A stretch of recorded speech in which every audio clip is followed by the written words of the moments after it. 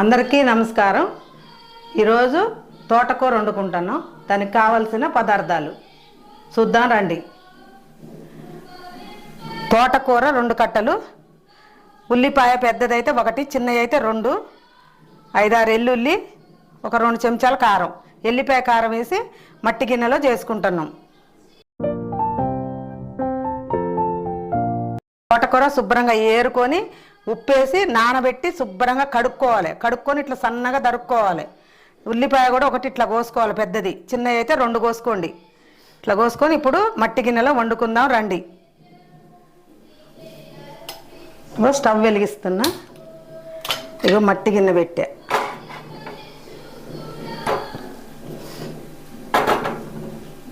అంటే టేస్ట్ బాగుంటుందండి। రాతని గిన్నెలో వండిన దానికి మట్టి గిన్నెలో వండిన దానికి టేస్ట్ బాగుంటుంది। మీరు వండుకొని చూడండి, మీకు తెలుసుద్ది। దాన్ని బట్టి మేము కూడా నూనె వేస్తున్నాం।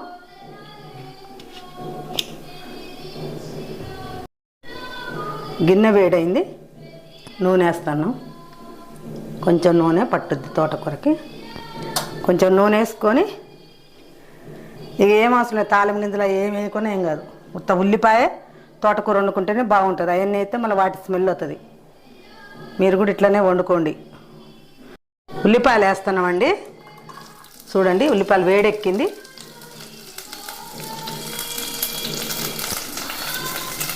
ఉల్లిపాయలు వేసి బాగా మగ్గించుకోవాలి। ఉల్లిపాయలు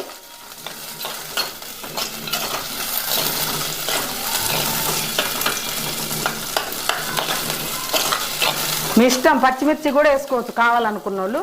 మేమైతే పచ్చిమిర్చి వేయట్లేదు, మీకు కావాలంటే పచ్చిమిర్చి వేసుకోండి। మాకు మా అమ్మ ఇట్లా వండేది తోటకూర, మాకు ఇక అవన్నీ ఏమి వేయకుండా ఇట్లా వండేటోళ్ళు, ఎల్లిపాయ కారం వేసి। ఇక మేము కూడా అట్లనే వండుదామని వండుతున్నాం। ఇలా వండి చూపిద్దామని వండుతున్నా। కొంచెం వేగాక కొంచెం పసుపు వేసుకోవాలి।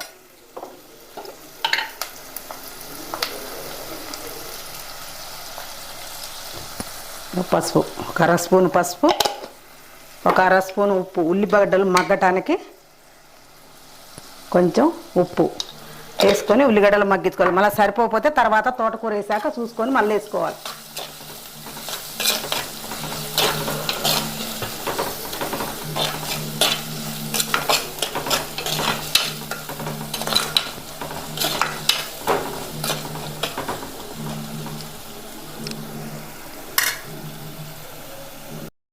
ఉల్లిగడ్డలు మగ్గినాయి, ఇప్పుడు తోటకూర వేసుకుందాం। లేదు కాట్లే,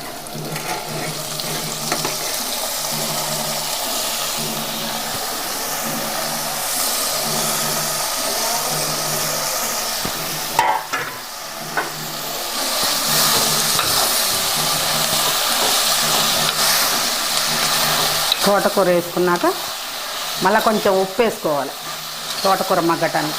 ఇందాక కొంచెం వేసుకున్నాం కదా, మళ్ళీ ఇప్పుడు కొంచెం వేసుకున్నాం।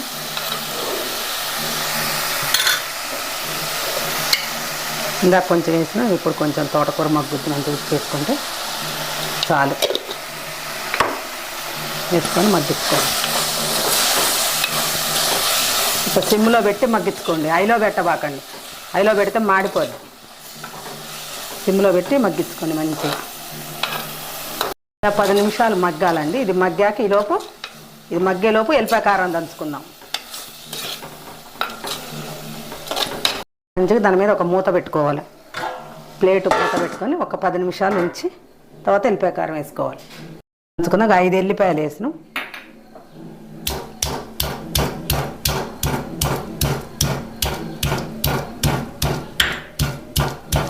ఎల్లిపాయలు కచ్చాపచ్చగా ఇట్లా దంచుకున్నాక కారం వేసుకోవాలి। ఇప్పుడు కారం వేసుకుందాం।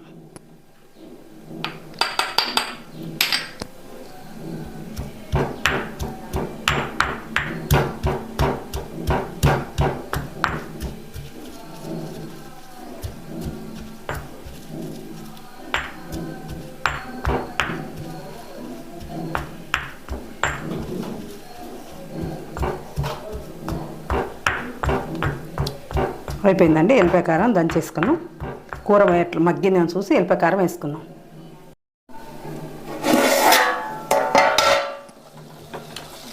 ఇంకా కొంచెం మగ్గాలండి. ఇంకొక 5 నిమిషాలు మగ్గాక ఎల్లిపాయ కారం వేస్తా. కొంచెం మూద్దిచ్చి చూద్దాం. అయిందండి. ఇంక ఎల్లిపాయ కారం వేసుకోవాలి. అయింది. ఇక చూడండి ఎల్లిపాయ కారం. ఎల్లిపాయ కారం ఇలా దంచి, చిన్న రోలు ఉంటే మీకు దంచుకోండి, లేకపోతే రోలు లేకుంటే మిక్సీ పట్టుకోండి. రోట్లో దంచితే బాగుంటుంది టేస్ట్.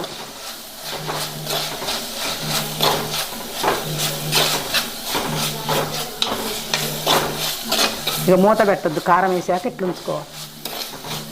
కొద్దిగా మగ్గాక బంద్ చేసుకోవాలి. ఎల్లిపాయ కారం మంచిగా ఉండలు లేకుండా మొత్తం మంచిగా మిక్స్ చేసుకొని మంచిగా కలుపుకోండి. ఇట్లా కలుపుకోండి, మంచిగా గలవాలి. అంత కలిపితే టేస్ట్ బాగుంటుంది. ఎల్లిపాయ వాసన బట్టి అంత కూరకంతా టేస్ట్ బాగుంటుంది. దాన్ని బంద్ చేస్తాను.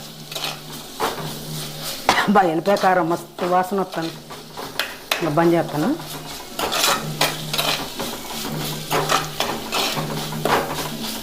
ఇప్పుడు టేస్ట్ చూద్దామండి. ఈరోజు అన్నం ఇంకా ఉడకలేదండి, అందుకని ఇట్లా చూస్తాను.